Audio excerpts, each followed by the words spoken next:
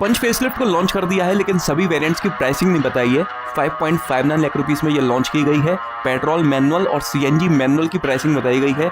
आपको automatic transmission में ये गाड़ी कितने में मिलेगी नहीं बताया गया है। इसके अलावा टर्बो चार्ज पेट्रोल इंजन आपको 8.29 लाख रुपीस से मिलना शुरू होगा, लेकिन उसके बाकी वेरिएंट्स की प्राइसिंग क्या है वो भी नहीं बताई है। इस फेसलिफ्ट में क्या कुछ चेंजेस किए गए हैं वो मैं आपको सिर्फ 6 पॉइंट्स में बताने वाला हूँ। सबसे पहला पॉइंट है, जैसा कि आपको पता है कि इसमें नया 1.2 लीटर टर्बोचार्ज्ड पेट्रोल इंजन मिलने लगा है, जिसमें 120 PS की पावर और 170 Nm का टॉर्क जनरेट किया जाता है। लेकिन इस इंजन में आपको सिर्फ और सिर्फ मैनुअल ट्रांसमिशन मिलता है, ऑटोमेटिक का कोई ऑप्शन नहीं है। ये engine best in segment torque और पावर जनरेट करता है, ऐसा टाटा मोटर्स क्लेम करता है। 0 to 100 km/h की स्पीड को ये सिर्फ 11.1 सेकंड्स में अचीव कर लेता है। ये इंजन आपको सिर्फ 2 वेरिएंट्स में मिला करेगा, एडवेंचर और एकम्प्लिश्ड प्लस एस, जो कि टॉप वेरिएंट है। इस इंजन के अलावा पहले आपको जो 1.2 लीटर रिवोट्रॉन पेट्रोल इंजन मिला करता था वो भी मिलेगा, और साथ में सीएनजी किट का ऑप्शन मिलेगा, जिसमें ये गाड़ी 73.4 PS की पावर और 103 Nm का टॉर्क जनरेट करती है। इस बार आपको सीएनजी में मैनुअल के साथ साथ ऑटोमेटिक का ऑप्शन भी दिया गया है। सीएनजी वाले वेरिएंट्स में आपको 210 लीटर की बूट मिलती है, और अगर आप नॉन सीएनजी लेते हो तो 366 लीटर की बेस्ट इन सेगमेंट बूट है। सेकंड पॉइंट है इसकी ऑफ रोडिंग कैपेबिलिटी। कहने को ये कोई 4x4 ऑल व्हील ड्राइव गाड़ी नहीं है, और ना ही ये फीचर इस गाड़ी में मिलता है, लेकिन इस गाड़ी की बॉडी और कैपेबिलिटीज को इस तरह से थोड़ा बहुत डिजाइन किया गया है कि हल्की फुल्की ऑफ रोडिंग जरूरत पड़े तो आप कर सको। जैसे कि इस गाड़ी की 400 mm की वाटर वेटिंग कैपेसिटी है, मतलब कि 400 mm गहरे पानी में ये गाड़ी आराम से चल के निकल सकती है।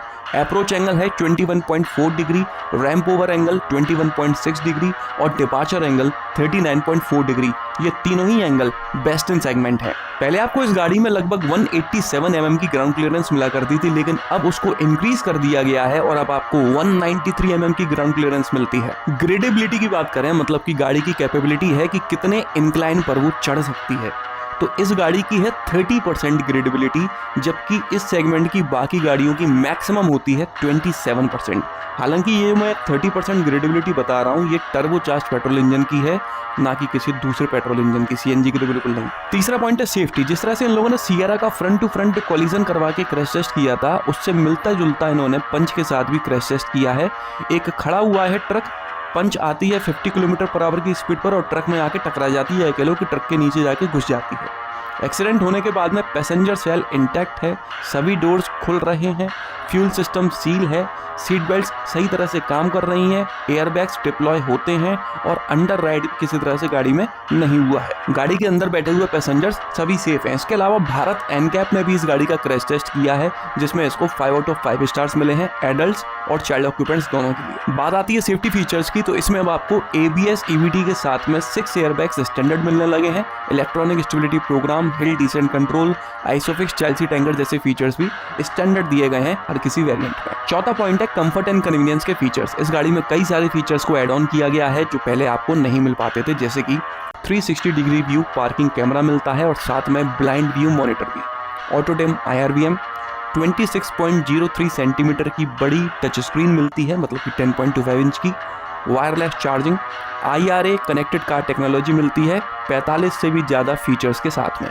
पैडल शिफ्टर्स मिलते हैं ऑब्वियसली ऑटोमेटिक ट्रांसमिशन में। फ्रंट कैबिन में टाइप सी चार्जिंग मिलती है जो 65 वॉट की फास्ट चार्जिंग को सपोर्ट करती है। वॉइस असिस्टेड इलेक्ट्रिक सनरूफ, ये तो आपको पहले भी मिलती थी। Ambient mood lighting, auto headlamps, rain sensing wipers, tyre pressure monitoring system, LED fog lamps मिलते हैं कॉर्नरिंग फंक्शन के साथ में। 8 स्पीकर्स मिलते हैं, 4 या 6 नहीं, 8 स्पीकर्स।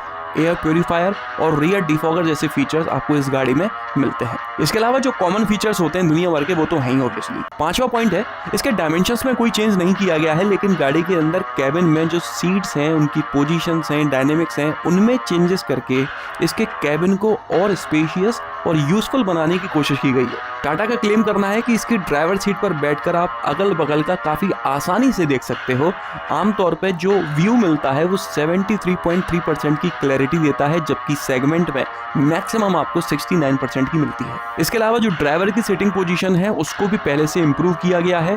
ड्राइवर का जो हाइट पॉइंट है, जिस पोजीशन पर वो बैठता है, वो है 654 mm पर, जबकि इस सेगमेंट में 581 से 604 mm तक पे होता है। इसके अलावा जिस लेवल पर ड्राइवर की आंखें होती हैं, मतलब कि आंखों से वो सड़क देख रहा होता है, वो है 1289 mm, जबकि इस सेगमेंट में 1216 से 1239 mm तक होता है। मतलब कि ड्राइवर सीट पर बैठकर आप आगे पीछे का, अगल बगल का और सामने का बहुत आसानी से देख सकते हो। इसकी सीट्स की कुशनिंग के ऊपर भी काम किया गया है। ड्राइवर और को ड्राइवर की जो सीट्स पर अंडर थाई सपोर्ट होता है वहां पर 526 mm का कुशन इस्तेमाल किया गया है।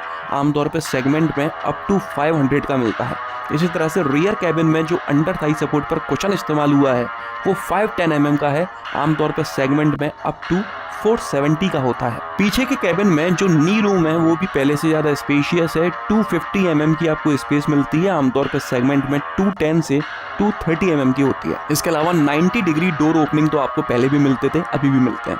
इस तरह का कैबिन स्पेस का डिस्क्रिप्शन आमतौर पे एकदम नया प्रोडक्ट लॉन्च होता है तब किया जाता है, लेकिन इस बार टाटा ने एक फेसलिफ्ट में ही कर दिया। छठवां पॉइंट है, इस गाड़ी में आपको टोटल 6 वेरिएंट्स मिलते हैं। अगर आप सीएनजी मैनुअल या फिर पेट्रोल रिवोट्रॉन वाला मैनुअल लेना चाहते हैं तो वो आपको सभी वेरिएंट्स में मिल जाया करेगा, लेकिन अगर आप सीएनजी ऑटोमेटिक लेना चाहते हो तो वो आपको सिर्फ 3 वेरिएंट्स में मिलता है, प्योर प्लस, एडवेंचर और एकम्प्लिश्ड प्लस एस। इसी तरह से अगर आप रिवोट्रॉन पेट्रोल इंजन में ऑटोमेटिक लेना चाहते हो तो वो आपको प्योर प्लस वेरिएंट से मिलना चालू होता है, मतलब कि बेस 2 वेरिएंट्स में ऑटोमेटिक नहीं है। और अगर आप टर्बोचार्ज पेट्रोल इंजन लेना चाहते हो जो कि सिर्फ मैनुअल ट्रांसमिशन में मिलता है तो इसके सिर्फ 2 ही वेरिएंट्स हैं, एडवेंचर और एकम्प्लिश्ड प्लस एस।